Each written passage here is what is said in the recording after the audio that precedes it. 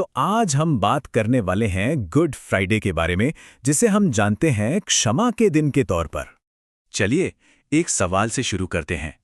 सोचिए जरा, अगर ये पता चल जाए कि कल आपको मार दिया जाएगा, और ये सब किसी दुश्मन ने नहीं किया, बल्कि आपके सबसे करीबी, सबसे भरोसेमंद दोस्त ने आपको धोखा दिया हो। सोचिए, हजारों लोगों की भीड़ है जो आप पर चिल्ला रही है, आपका अपमान कर रही है, और इन सबके बीच, उस दर्द के बीच, आपके मुंह से सिर्फ एक बात निकले, पिता, इन्हें माफ कर देना, ये नहीं जानते कि ये क्या कर रहे हैं। ये कोई फिल्मी डायलॉग नहीं है, ये वो शब्द हैं जो आज से लगभग 2000 साल पहले यीशु मसीह नाम के एक इंसान ने कहे थे। तो चलिए इस पूरी कहानी को एकदम शुरू से समझते हैं। सब कुछ शुरू हुआ था उस आखिरी रात को। तो सवाल उठता है, आखिर यीशु थे कौन? देखिए, ये बात है आज से कोई 2000 साल पुरानी। तब फिलिस्तीन पर रोमन साम्राज्य का शासन था। वहीं एक बढ़ई के बेटे थे यीशु। लोग कहते थे कि वो बीमारों को ठीक करते थे, दुखियों का दर्द दूर करते थे, और उनका संदेश बहुत सीधा सा था, प्यार करो, माफ करो। और इसी सीधे से संदेश के पीछे हजारों लोग खींचे चले आते थे।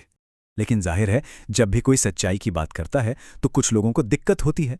तो एक तरफ था यीशु का प्यार और माफी का संदेश, और दूसरी तरफ थे वो धार्मिक अधिकारी और सत्ता के लालची लोग, जिन्हें यीशु की बढ़ती लोकप्रियता अपनी झूठी दुनिया के लिए एक बहुत बड़ा खतरा लगने लगी थी। तो उन्होंने मिलकर एक साजिश रची, और ये साजिश अपने अंजाम तक पहुंची उस रात जब अन्याय और विश्वासघात ने अपनी सारी हदें पार कर दी। उस शाम यीशु अपने 12 सबसे करीबी साथियों, अपने शिष्यों के साथ आखिरी बार खाना खा रहे थे।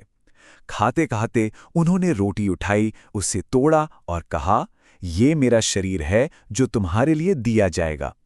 जाहिर है, वहां बैठे किसी को भी समझ नहीं आया कि इसका मतलब क्या है।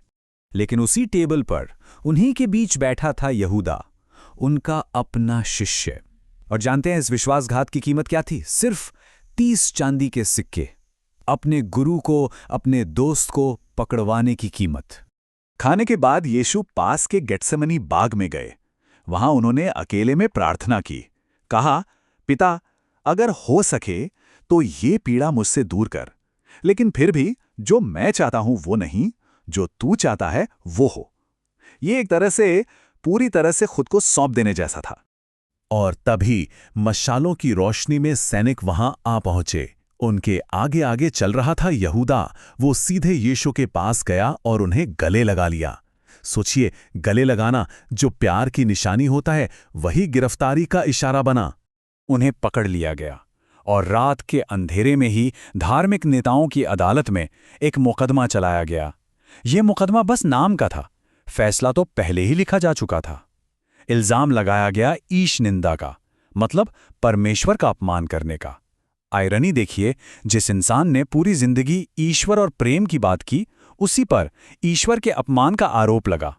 सुबह होते ही उन्हें रोमन गवर्नर पोंटियस पिलातुस के सामने लाया गया। पिलातुस को देखते ही समझ आ गया कि ये आदमी बेकसूर है। उसने भीड़ से पूछा भी, क्या मैं इसे छोड़ दूं? पर भीड़ का एक ही जवाब था, एक ही शोर था, इसे सूली पर चढ़ाओ, इसे सूली पर चढ़ाओ। और पिलातुस वो भीड़ के शोर के आगे झुक गया। उसने पानी मंगवाकर सबके सामने अपने हाथ धो लिए, मानो हाथ धोने से एक बेगुनाह के खून के धब्बे भी धुल जाएंगे। और यहीं से शुरू हुई वो दर्दनाक यात्रा। सबसे पहले उन्हें कोड़ों से मारा गया, फिर मजाक उड़ाने के लिए कांटों का एक ताज बनाकर उनके सिर पर जोर से दबा दिया गया, और फिर वो भारी खुरदुरी लकड़ी का क्रूस उनके जख्मी कंधों पर लाद दिया गया। उन्हें हुक्म मिला कि वो इसे खुद अपनी मौत की जगह तक ले जाएं। और वो चले उन पथरीली गलियों पर। वो गिरे, फिर उठे और फिर से चले। जरा महसूस करने की कोशिश कीजिए, वो गलियां, वो धूल, लोगों के चिल्लाने की आवाजें। कोई उन पर थूक रहा था, कोई गालियां दे रहा था, और उस नफरत के शोर के बीच भी यीशु के मन में सिर्फ माफी थी। और यही वो दिन है जिसे हम कहते हैं क्षमा का दिन। उन्हें शहर के बाहर गोलगोथा नाम की एक पहाड़ी पर ले जाया गया। गोलगोथा यानी खोपड़ी की जगह। वहां दोपहर के वक्त उनके हाथों और पैरों में कीलें ठोक दी गईं। और फिर कुछ अजीब हुआ।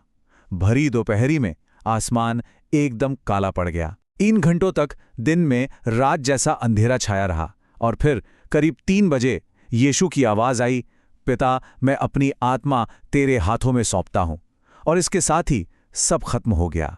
तो सवाल फिर वही है कि इतनी पीड़ा, इतने अन्याय और मौत से भरे इस दिन को गुड फ्राइडे यानी अच्छा शुक्रवार क्यों कहते हैं?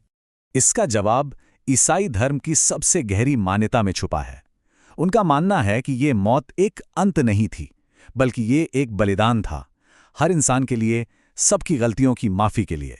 ये वो दिन था जब दर्द से उम्मीद पैदा हुई, मौत से जिंदगी मिली और नफरत पर आखिरकार प्यार की जीत हुई। क्योंकि इसी बलिदान के 3 दिन बाद यीशु फिर से जी उठे थे। तो गुड फ्राइडे की कहानी हमें यही याद दिलाती है कि सबसे बड़ी मोहब्बत, सबसे बड़ा प्यार वही है जो बिना किसी शर्त के किया जाए। इस गुड फ्राइडे शायद हम भी किसी एक इंसान को दिल से माफ कर सकते हैं। शायद यही इस दिन का सबसे बड़ा संदेश है।